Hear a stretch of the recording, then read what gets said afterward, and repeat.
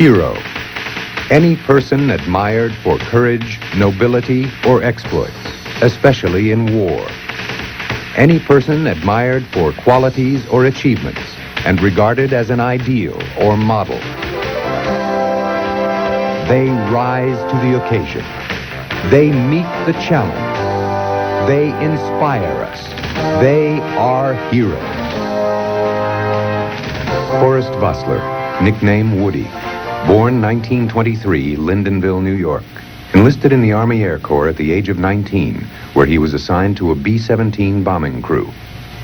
After World War II, Forrest Vossler went to work for the Veterans Administration. He is now retired.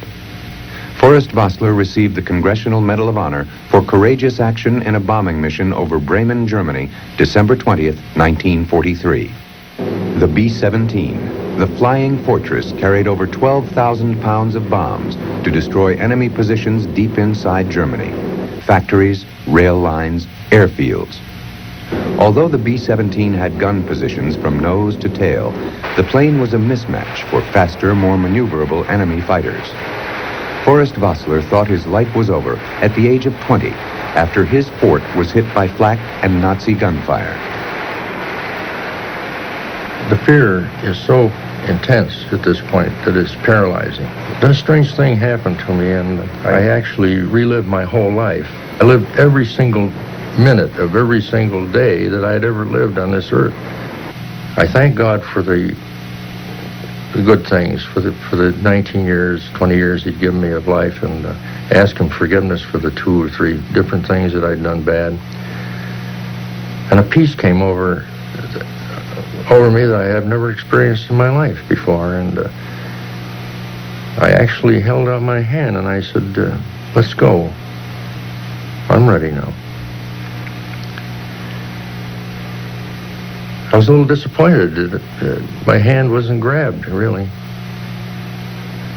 I couldn't figure out why at that particular time, but from that moment, and for the rest of the mission, I was calmer than I am now. I had no more fear. I had no fear of dying anymore. Vossler's actions on this occasion were an inspiration to all serving with him. The extraordinary courage, coolness, and skill he displayed in the face of great odds when handicapped by injuries that would have incapacitated the average crew member were outstanding. Forrest Vossler was blind for 7 months after his action, but President Franklin Roosevelt was waiting to give him the Congressional Medal of Honor. He personally talked to the doctor and asked the doctor if there was any chance that I would ever be able to see again. The doctor assured him that there was a chance, and so he asked the doctor to call him personally when I got my vision back so that he could present this medal himself. Roosevelt looked up and he smiled and he said, "Sergeant, you should come on around the side here. I want to talk to you." He said, "You should look half scared to death. You should come on around here." So I walked around the desk and I bent over, and he wanted to say some things to me he didn't want the press to hear, and he said, "I think I've given a lot of medals out," and he said, I want you to know that this is the finest one, in my opinion, that I ever gave." He whispered this to me, and I said, "Thank you, Mr. President," and he apologized for not being able to get up and put the medal around my neck. He did start up. The doctors pushed him down, and Under Secretary of War Patterson actually pinned the medal on. Roosevelt was so aware of his own injury or his own disability, and he felt so badly about the injuries that were occurring during World War II, the men that were being disabled and shot, and that it hurt him. Every time he saw somebody that was hurt in the war, it really tore him up. Today, Vossler reflects on the significance of the actions he and many others took in combat. Many of us went out and did things and went on missions that meant certain death to us. We really didn't know whether we were going to make it back or not, but we were still willing to give our life so that other people could live. Heroes will be back in a moment. We now return to heroes. B-17 bombing missions began at airfields in the English countryside. With a range of over 1,000 miles and a top speed of 287 miles per hour, flying fortresses flew daring daylight missions to their targets deep inside Germany. Technical Sergeant Vossler was a radio operator and gunner, trained to do both. That training would save his life and those of his crew that day in December of 1943. Forrest Vosler believed in the B-17. It was a marvelous airplane. Always felt relatively safe flying in the airplane. That is, mechanically, it always performed. We see pictures in combat of the plane coming back with just horrible conditions. Just wings shot off, no vertical or horizontal stabilizer, and yet the plane still was flying. It still was able to land.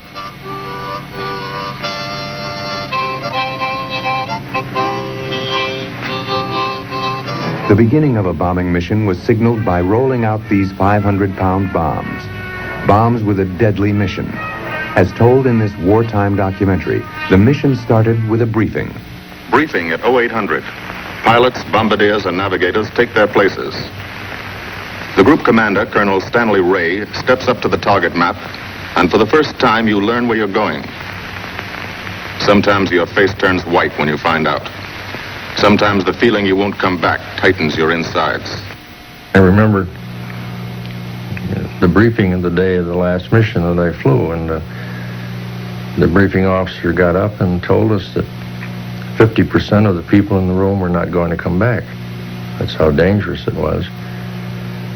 And if anybody in the room felt that he couldn't do the job, to stand up and he would be relieved, because he didn't want to jeopardize the other 10 men on the crew. And it would have taken a lot more courage to stand up than it did to sit down or to remain seated. And this particular mission was even worse, because they had a chaplain that came out and would, at random, pick different crews to give the blessing of Almighty God. And this particular day, he picked our crew. This didn't speak too well either. I appreciated seeing the chaplain, but I also, it was quite disturbing that he picked our particular airplane to bless that day. The 500-pounders were loaded on board for a one-way trip, but the crew planned a round trip. 10 men, pilot, co-pilot, navigator, bombardier, radio operator gunner, tail gunner, top turret gunner, ball turret gunner, and 2 waist gunners. They planned to come back, but it didn't always work out that way. Well, it was a mission that we were used to. We had practiced and drilled and flown so many different missions, you know, on the stateside. It's very cold, it's long, it's tedious.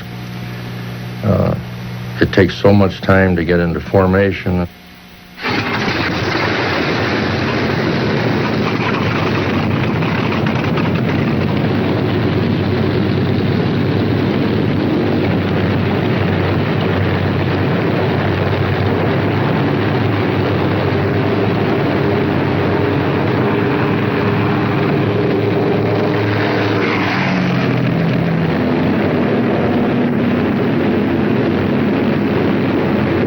The crew, 10,000, put on oxygen. They're climbing higher now, 300 feet a minute. The strain on the planes and on the men is mounting.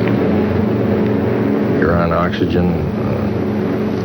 The temperature outside reaches 45 to 46 below zero. You have to wear heated clothes, flying suits.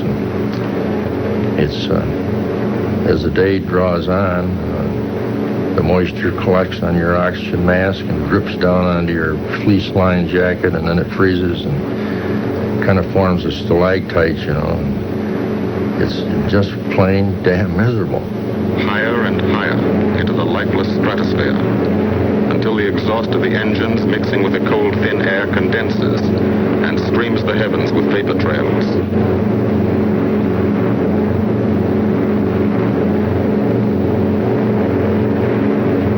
To the men in the ships, they're far from beautiful, for they point like beckoning fingers to the formation, signposts in the sky for the enemy to spot us.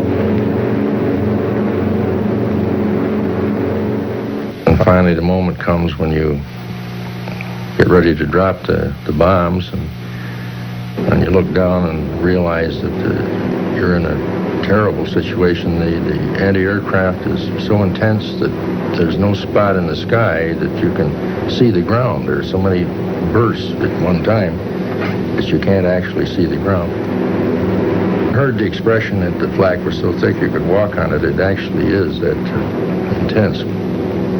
You can hear it bursting, and it has different sounds. When it actually hits the aircraft, it really makes a big bang, you know, and then you realize you've been hit, which happened to us going in with the target, and we lost an engine. You can tell that by the sound diminishes in the aircraft, and then we managed to drop the bombs. They've hit this fort, but he keeps on his bombing run.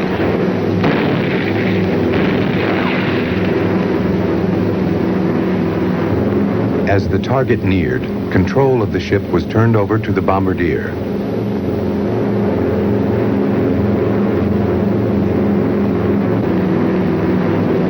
Bombs away.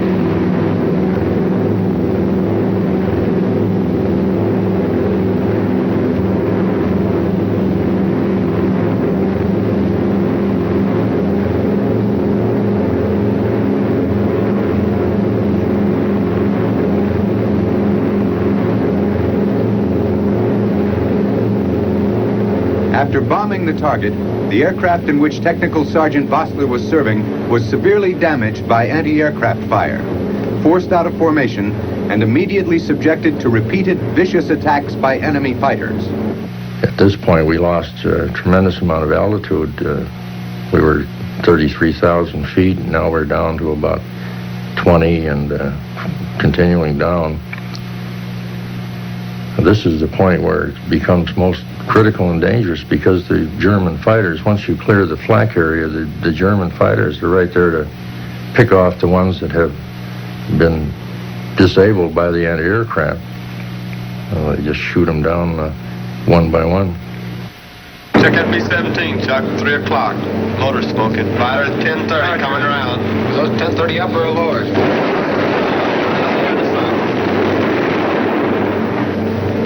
B-17 out of control at 3 o'clock.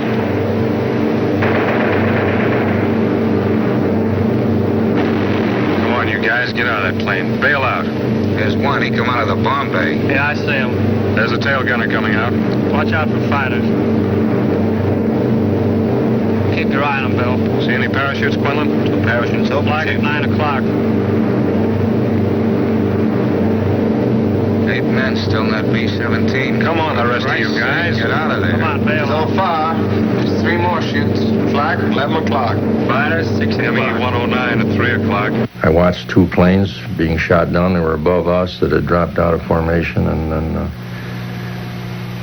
no sooner did I see them disappear below my line of vision than we got the first attack from the enemy fighter. The flak stops. That means fighters out there somewhere. A staffel lurking behind that cloud, or hiding up in the sun where the glare blinds you and you can't see them, waiting to dive down on you. Fighters at 6 o'clock. This is what a gunner sees. A speck in the sky. That's a fighter. And then a blink. That means he's firing at you. 2,300 rounds a minute.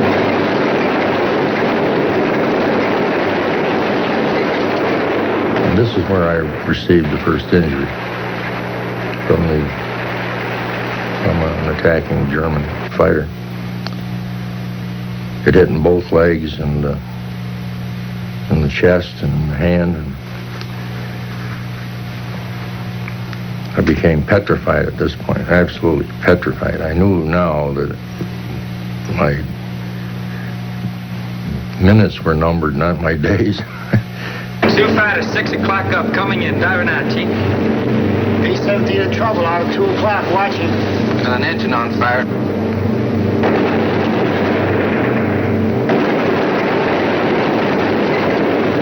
There's 2 more diving through the 94th. 3 planes, 9 o'clock, coming around. Keep your eye on them, boys. Coming around to 10. Watch them, Chuck. Keep your eyes open. They're breaking at 11, breaking at 11. I got him. Coming around underneath at 10 o'clock. I see him. 2 at 2 o'clock. Watch him, Scotty. I got my sights on him. And at this point, I decided that although I was going to die, I was going to die doing the job. I can recall the one plane I shot at. The German pilot was throttled off at the back of the aircraft. He had knocked out the tail gunner, and the 2 waist gunners had left their position. The ball turret gunner was out of his position, so it left the whole back of the aircraft vulnerable. And when I stood up and looked at it, I could see this plane right in back of, right beyond the tail of the ship, and I would have recognized the pilot. That's how close he was. And I'm looking right down the barrel of a 20 millimeter cannon. I can see the lands and grooves in this gun. That's how close he was. So obviously he was out of ammunition, or I wouldn't have been able to see anything. And I've opened fire, and I'll never forget the look on his face when I started firing. Shortly thereafter, a 20-millimeter enemy shell exploded, wounding Vossler in the chest and about the face. Pieces of metal lodged in both eyes, impairing his vision to such an extent that he could only distinguish blurred shapes. After I got hit in the eyes, I was really quite concerned, because when I reached up to see, I could see blood running down my eye, and I reached up across my face and when I did, I didn't realize I had been cut in the hand. The hand had been bleeding very profusely, so that when I raked it across my face and I looked at my hand was all covered with blood. So my first thought was that he had shot the whole side of my face off. I've often said the only one I ever had any feeling towards anger or resentment towards in combat was the guy that shot me, the one that shot me in the eyes. I didn't hate the whole German army. I didn't want to kill the guy that did that. All I wanted to do was get even with him. This fortress is hurt. Engine on fire, losing airspeed and altitude, drifting into the flak, alone and helpless, a straggler. In a minute, Nazi fighters will swarm in like buzzards for the kill. You can watch, but you can't go down to help. You keep your formation. The radio equipment had been rendered inoperative during the battle, and when the pilot announced that he would have to ditch, although unable to see and working entirely by touch, Vossler finally got the set operating and sent out distress signals, despite several lapses into unconsciousness. I got an immediate response from England. It's a real thrill to send out a distress signal, probably the only one you ever send in your life, and to have it acknowledged immediately. And I continued to keep in touch with them until we crashed in the sea. But before we crashed, the air-sea rescue was already above us. They already were circling, and the pilot called me and thanked me that we had an air-sea rescue plane circling us. You can't tell over water when you're going to hit. I've had braced myself on the table. It's just like boom. It's just like hitting a brick wall at about 90 to 100 miles an hour. Terrible stop. I mean, it really stops in a heck of a hurry. And then, of course, it's all nice and calm, and the water comes into the airplane. And I stood up, and it was already above my knees when I stood up. When the ship ditched, Vossler managed to get out on the wing by himself and hold the wounded tail gunner from slipping off until the other crew members could help them into the dinghy. It's the difference between going berserk and gaining your sanity. And perhaps this particular thing accounted for my ability to be able to do the things that I did, because I no longer had any fear. I wasn't shaking anymore. I just wasn't afraid. I wasn't afraid to die anymore. Heroes will return in a moment. We now return to heroes. Forrest Vossler was only 20 years old when he received the Medal of Honor. Since World War II, he has met many presidents, helped veterans while serving in the Veterans Administration, and traveled extensively by trailer with his wife of 44 years, Ginny. Vossler still feels the responsibility of having been chosen to receive the Medal of Honor. I was chosen to represent a lot of people, thousands and thousands of people that didn't get recognized, and this is the responsibility that I've had all my life, is to live up to what somebody might feel you should live up to with a medal this high. And I don't do it just for myself. I do it for the thousands of men that didn't make it, that deserved the Medal of Honor. It's a symbol, and I carry it with that kind of feeling as an honor and symbolic thing that represents so many other people. Hero, a person admired for courage, nobility, or exploits, especially in war. A person admired for qualities or achievements and regarded as an ideal or model. He rose to the occasion. He met the challenge. He inspired us. He is a hero. Thanks for watching. If you'd like to help us produce more compelling historical content like this, please like, comment below, and share this video with fellow history buffs. And of course, be sure to subscribe to help keep history happening.